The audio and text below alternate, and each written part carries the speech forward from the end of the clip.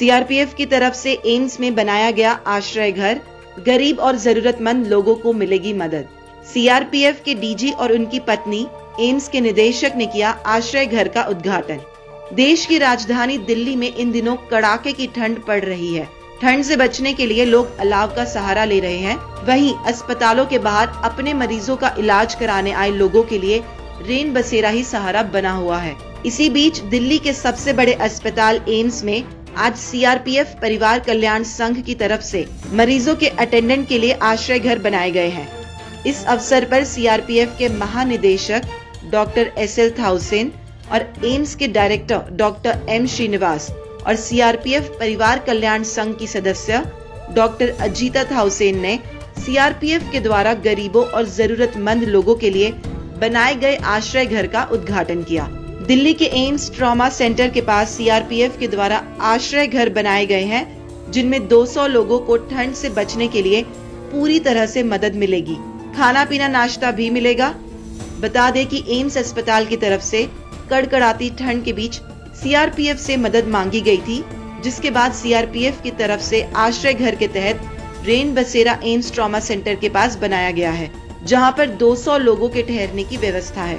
CRPF के महानिदेशक की पत्नी अजीता थाउसेन के साथ सीआरपीएफ के अधिकारी और एम्स के डॉक्टर भी मौजूद रहे। इस मौके पर सीआरपीएफ महानिदेशक की पत्नी अजीता थाउसेन ने मीडिया से बात करते हुए बताया कि इस परिवार की तरफ से सीआरपीएफ को सूचित किया गया था कि दिल्ली में कड़ाके की ठंड है और देश की राजधानी दिल्ली के एम्स अस्पताल में जरा से इलाज कराने के लिए बहुत सारे गरीब लोग आते हैं।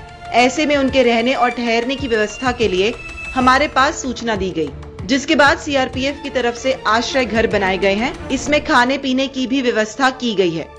साथ ही जो लोग एम्स में इलाज करने के लिए आते हैं, उनके अटेंडेंट को बहुत दिक्कतें होती हैं, क्योंकि बहुत सारे परिवार गरीब होते हैं और उनके पास होटल में रहने के लिए व्यवस्था नहीं होती है।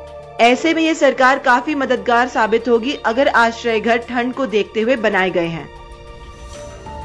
सीआरपीएफ नॉर्मली इस तरह का काम पहले भी कर चुके हैं और अभी जब एम्स से रिक्वेस्ट आया इमीडिएटली हमने हाँ किया और 2 दिन में ये टेंट इरेक्ट किया हुआ है।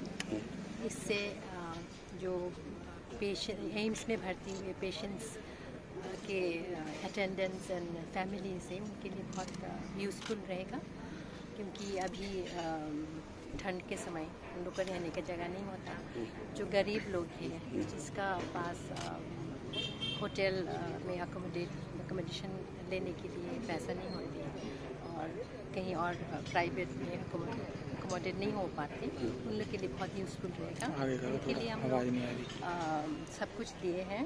कावा के तरफ से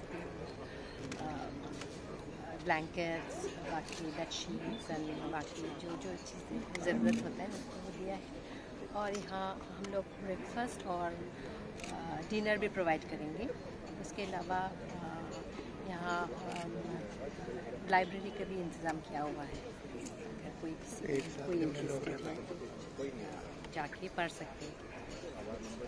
That's all. I hope it will be very useful for the people coming from all far-flung places.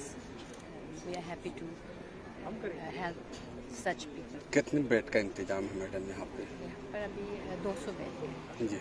Ji ma'am, ये अभी सिर्फ विंटर के लिए है या इसके बाद में भी इस टाइप से? अभी तो विंटर के लिए इट माइट गेट एक्सटेंडेड, बाकी अगर ज़रूरत है तो इसको आगे भी। मेरा नाम सज्जाद मोइदीन है। कहाँ से आए हैं आप? हम कश्मीर से हैं। यहाँ कहाँ इलाज करा रहे हैं? एम्स में। क्या हुआ है? जी, मेरी सिस्टर की लेफ्ट आर्म स्वेलिंग है। अच्छा, इसके लिए ट्रीटमेंट हमें चाहिए।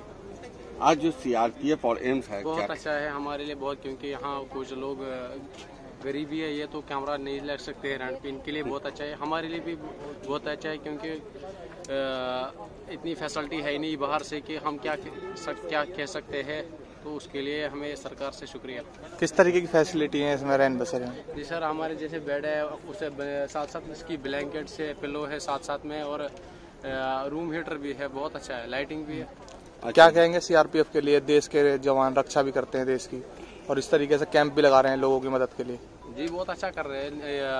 इंसान का हक तो बनता ही है देश का मतलब जो इनका हक है वो अदा करेंगे। देश की देखभाल करनी है, ये तो हमारा फर्ज बनता है। फौज को भी साथ साथ देखभाल करनी है अपनी कौम की। मैं डॉक्टर विनय हूँ, सीनियर रेजिडेंट एम्स में। सर क्या कहेंगे आज जिस तरह? हाँ, ये बहुत अच्छा कदम है एम्स की तरफ से और सीआरपीएफ की तरफ से, क्योंकि आप देख रहे हैं कि दिल्ली में इस समय कड़ाके की ठंड पड़ रही है और जो कुछ मरीज हैं जिनके अटेंडेंट हैं जिनको शेल्टर नहीं मिल पाता है, मजबूरन उनको रोड के किनारे या फुटपाथ पे कहीं सोना पड़ता है। तो लगभग 160 की कैपेसिटी है इनकी, तो उन सबको बहुत ही अच्छा फ़ायदा होगा इससे, इस टेम्परेरी शेल्टर होम से। तो क्या क्या व्यवस्था होगी सर? अभी मुझे बहुत अधिक जानकारी नहीं, क्योंकि मैं भी इसके इनॉग्रेशन में आया था। व्यवस्था वो सारी होनी चाहिए। देखिए, ठंड हो रही है, सबसे पहले किसी भी व्यक्ति को अगर ठंड से वो बच जाए तो मुझे लगता है वो उसके लिए अति उत्तम होगा। फिर शेल्टर है, शेल्टर में रहने की और खाने की व्यवस्था होगी।